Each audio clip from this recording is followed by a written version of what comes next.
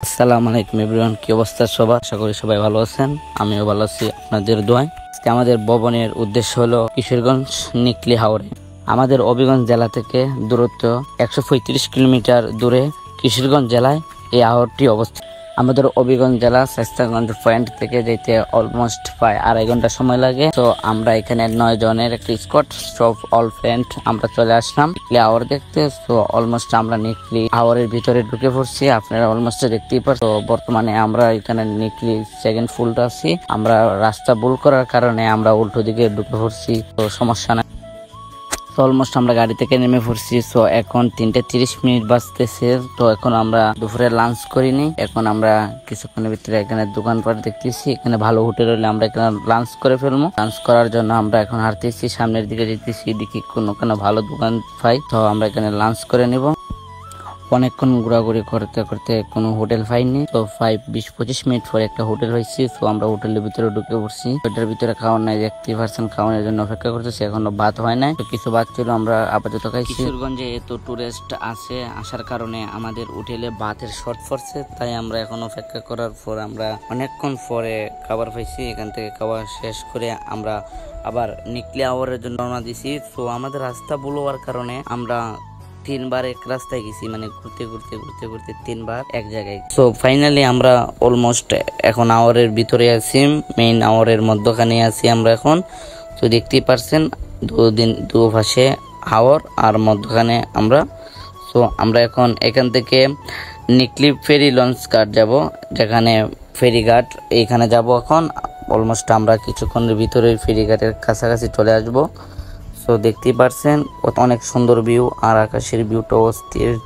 নিচে পানি অনেক সুন্দর লাগতেছে, নীল আকাশের নিচে পানি সহ নীল, অনেক ভালো লাগতেছে। তো অনেক মানে বলার মতো না, অনেক ভালো একটা জায়গায় গেছি, প্রাণ জুড়ে যায়, শুধু পানি আর পানি।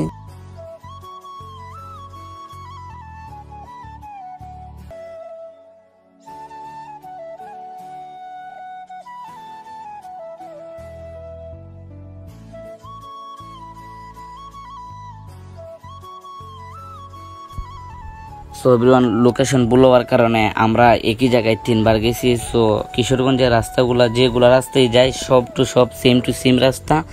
সো অবশেষে আমরা এখন ফেরিঘাট আসলাম। তো ফেরিঘাটের কাছাকাছি চলে আসছি, কিছুক্ষণের মধ্যে আমরা ফেরিঘাট চলে যাব। সো এইখানের মধ্যে ঝামেলা হলো গিয়ে আমাদের সাথে যে স্কোয়াড ছিল 9 জনের, যে স্কোয়াডের মধ্যে সবচেয়ে যে লিটারগুলো আছে না, এগুলা চেয়ে এগুলা, এই কারণে আমরা রাস্তা ভুল হওয়ার কারণে আমরা কোনো মজাই করতে পারি নাই। সো আমরা এখান থেকে যাওয়ার কথা ছিল অষ্টগ্রাম। সো অলরেডি আমরা এখন চলে আসলাম ফেরিঘাটের কাছে চলে আসছি। সো আমরা কিছুক্ষণের ভিতরে ফেরিঘাট চলে যাবো। আর অলমোস্ট এখন বাজতেছে প্রায় তোমার 3:30। সো আল্লাহ জানে আমরা কি এখন এখান থেকে অষ্টগ্রাম যেতে পারবো কিনা, এখনো সন্দেহ আছে।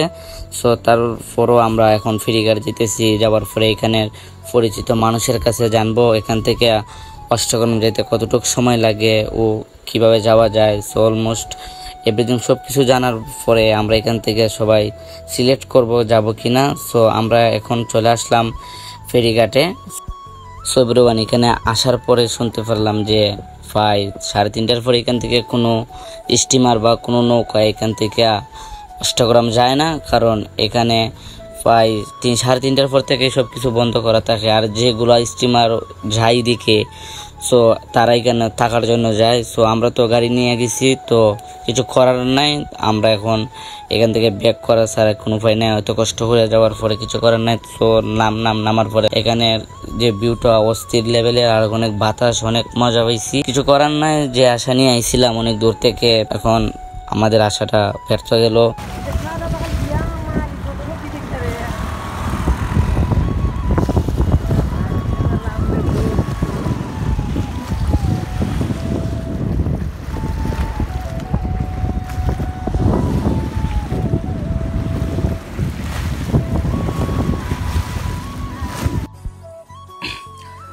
গাইস, আপনারা যদি এই নিকলি হাওরে আসতে চান তো জুলাই মাসের ভিতরে আসবেন, কারণ জুলাই মাসে এখানে অনেক সুন্দর লাগে, কারণ এখানে পানি থাকে।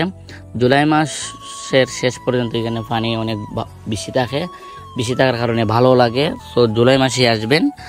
সো আমরা এখান থেকে ব্যাক করে নেব, আমরা চলে যাব আমাদের জন্মভূমিতে হবিগঞ্জ জেলায়। সো আমরা এখান থেকে রওনা দিয়ে দিছি, আর আমাদেরকে বিদায় জানালো কিশোরগঞ্জের আকাশে। সো প্রাণ ভরে যে ভালোবাসা পেয়েছি আকাশই প্রমাণ দিল, আর অনেক ভালো লাগলো, ঘোরাঘুরি করলাম, অনেক মজা হলো, এনজয় হলো। সো এভরিওয়ান, পরে ভিডিওতে দেখা হবে। আল্লাহ হাফেজ।